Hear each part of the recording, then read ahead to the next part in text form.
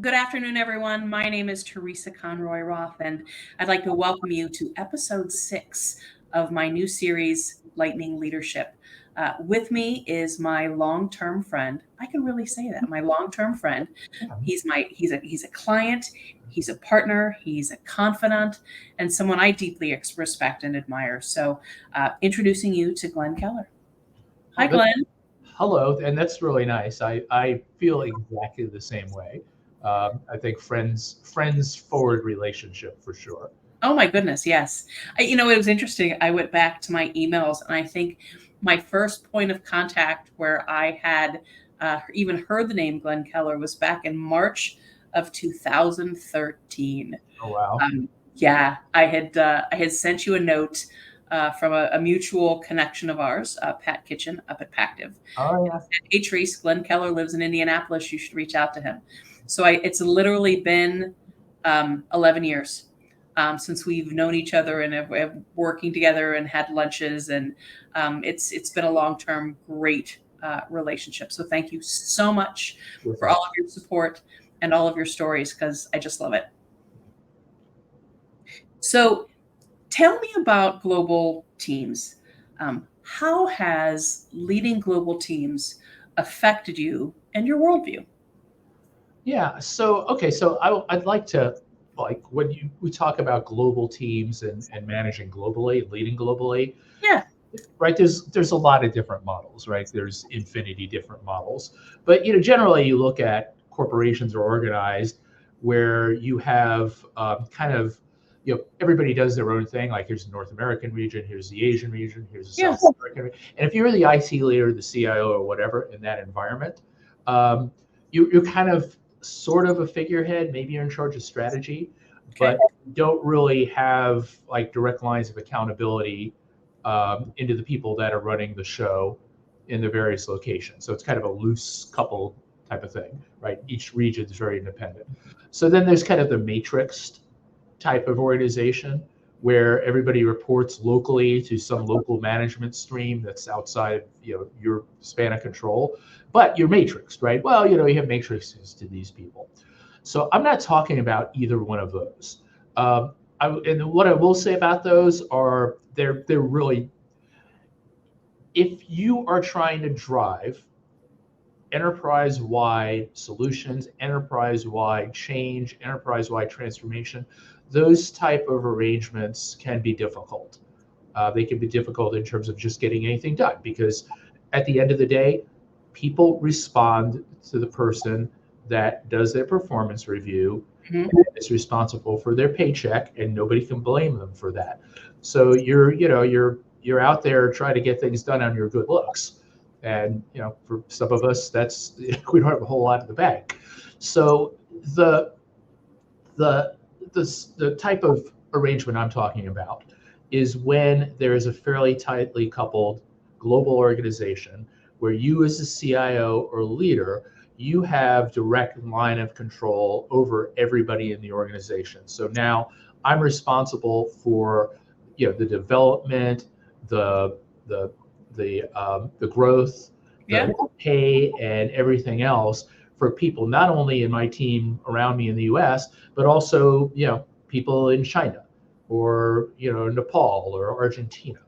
So and it's a very different way of working, and to me that can be really rewarding. So then in terms of the worldview, now you're responsible for this team. You set common objectives, you set common goals, and that generates a lot of conversation. It generates a lot of getting to know people. You yeah, can't run it over the phone. And now we have things like video conferencing and Zoom, and those are great. They help, but they only go so far. So for me, in my worldview, is when I visited places, and I visited places on most continents. When you show up on somebody's doorstep and you're there with them in their environment and their culture and talking with their families, uh, you start to recognize some things. And one of the things that I recognized is, you know what, we have a lot more in common than we have differences. yeah, Everybody everybody is there to provide for their family or themselves, right? That's why they show up. That's one thing we all have in common. And then the other thing, on a lighter note, I mean, everybody, all the jokes are the same, right? And right, and pretty much. and everybody, and unless they're abstinent because of religious reasons or whatever, most people like to go out and have a beer, right? Sure. So those are those are things you have in common, and then it's also you break this layer of understanding, and I remember visiting our location in China for the first time. I wasn't sure what to expect, if they'd be halfway hostile or whatever. What I found out is we had two guys on our team there that were just absolutely hilarious. I mean, they had me in stitches the whole time I was there, where they didn't understand English that good. They would pantomime, and I mean, some of the pantomimes were a little bit out there, but Sure. they would get their point across. And so you break those barriers down, and you find out, hey, I'm like, wait a minute, these we really are all the same, and these people have the same concerns as I do, and there are certainly cultural differences, Yeah. but they kind of they become smaller and smaller. Awesome. So, what would you say from managing global teams and leading global teams was the most gratifying? Oh, well, okay. So, I mean, on one level, it's just like, oh my God, getting to visit all these countries. Yeah. And, and I'm going to re-emphasize that it's hard to make that bridge with people until you actually see them in person, especially when you don't share a common first language. Communications becomes a lot better. You can see the body language that you can't see necessarily right now. Yeah. And so that's, being able to visit them in their country and learn about their cultures was just amazing. I'd say longer term, what I really enjoy is when somebody will reach out to me and say, hey, I really appreciated the way that you ran that organization. So not very long ago, I got something, I got a LinkedIn message from one of my former Russian employees. And, his thing has always been, hey, before you showed up and before you started like running this as a global whole organization, I never got to interact with anybody from outside of Russia. He said, but he said, I appreciate that you brought me onto global projects and I was part of these global teams. So to me, that type of thing is really gratifying.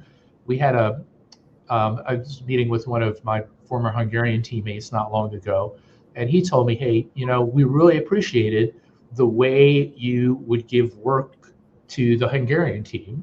So you would just you let us work on these global things. You said, hey, I need you to run with this. And said a lot of times, we didn't get that opportunity.